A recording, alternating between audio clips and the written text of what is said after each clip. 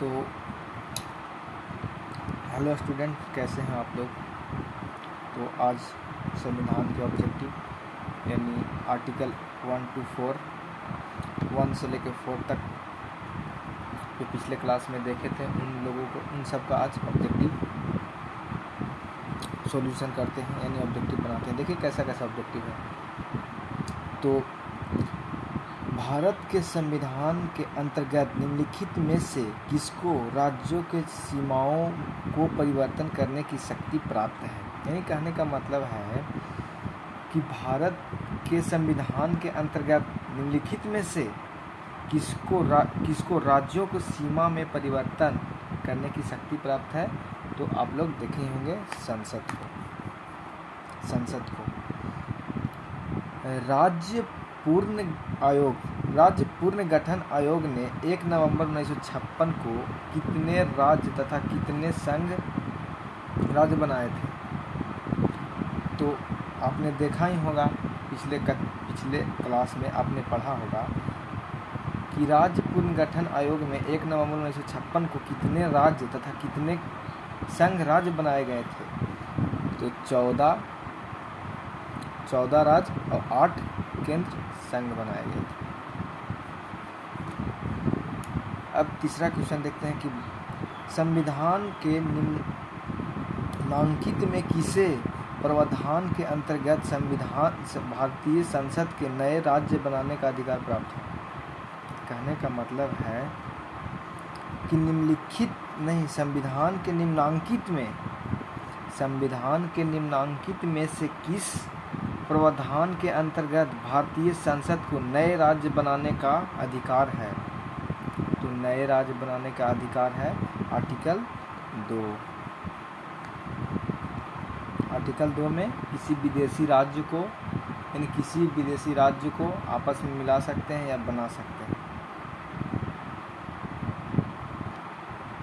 अब question number 4, नए राज्य के गठन की शक्ति निहित है। तो नए राज्य के गठन तो संसद ही न करेंगे। नए राज्य या बनाएंगे या तोड़ेंगे जोड़ेंगे तो संसद ही करेंगे। तो ऑप्शन नंबर 1 हो जाएगा, यानी कि आंसर 1।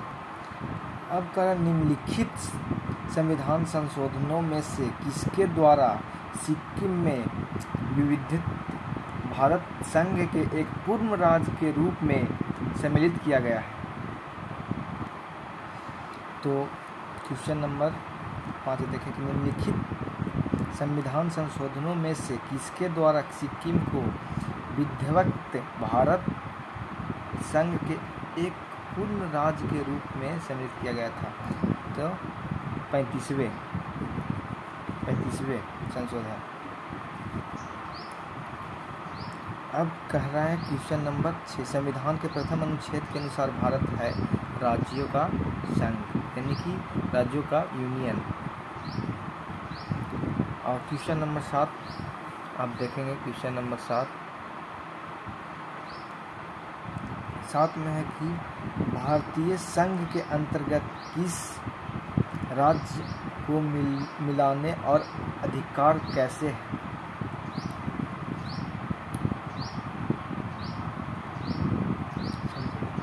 तो क्वेश्चन नंबर 7 देखेंगे कि भारत संघ के अंतर्गत किस राज्य को मिलाने का अधिकार किसको है। तो संसद को।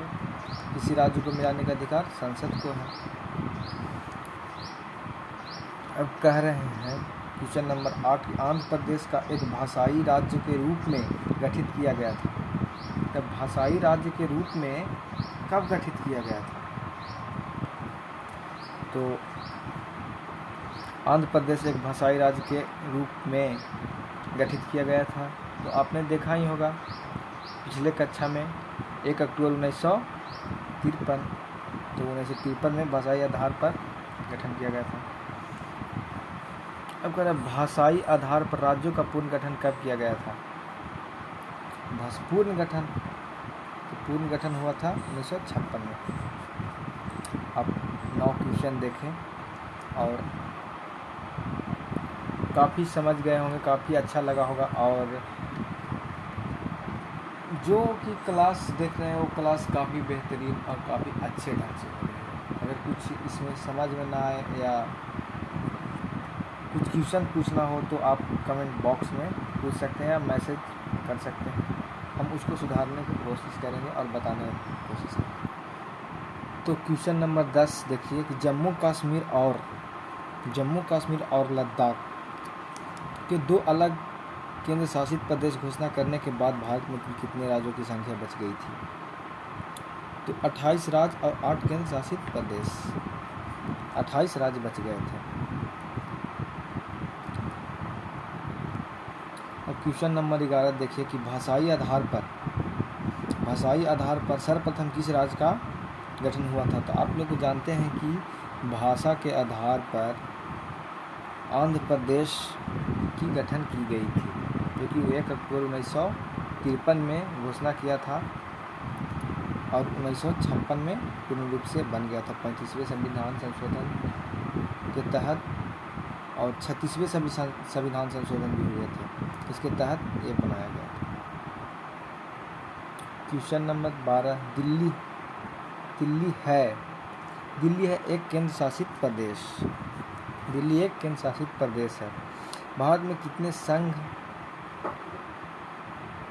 शासित प्रदेश हैं? मतलब संघ मतलब केंद्र शासित प्रदेश, तो भारत में 8 केंद्र शासित प्रदेश हैं। क्वेश्चन नंबर 14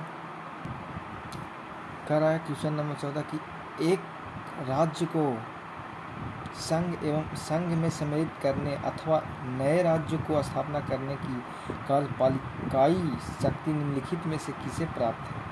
तो आप लोग जानते हैं कि ये संसद को प्राप्त है, संसद को। निम्नलिखित में से कौन सा, क्वेश्चन नंबर 15, निम्नलिखित में से कौन संघ राज्य क्षेत्र नहीं है? क्वेश्चन नंबर 15 में कह रहा है निम्नलिखित में से कौन संघ राज्य क्षेत्र नहीं है?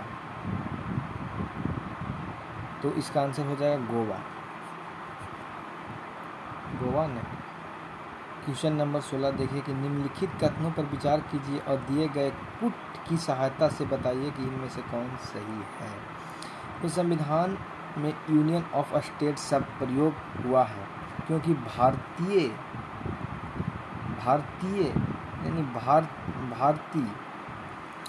राज्यों का अलग होने का अधिकार नहीं है, यानी भारत राज्य को अलग होने का अधिकार नहीं है, पहला ऑप्शन। दूसरा, इसके धर्म आयोग ने राज्यों का पुनर्गठन हेतु भाषा के आधार पर अपेक्षा प्रशासनिक सुविधा को वरीयत दी है। तीसरा ऑप्शन है पंडित जवाहरलाल नेहरू, यानी पंडित जवाहरलाल नेहरू, सरदार पटेल, पटाभी सीतारमैया की अध्यक्षता में कांग्रेस कमेटी राज्यों का पुनर्गठन भाषाई आधार के पक्ष में नहीं थी। तो इसका हो जाएगा एक और 2, आंसर सही बी।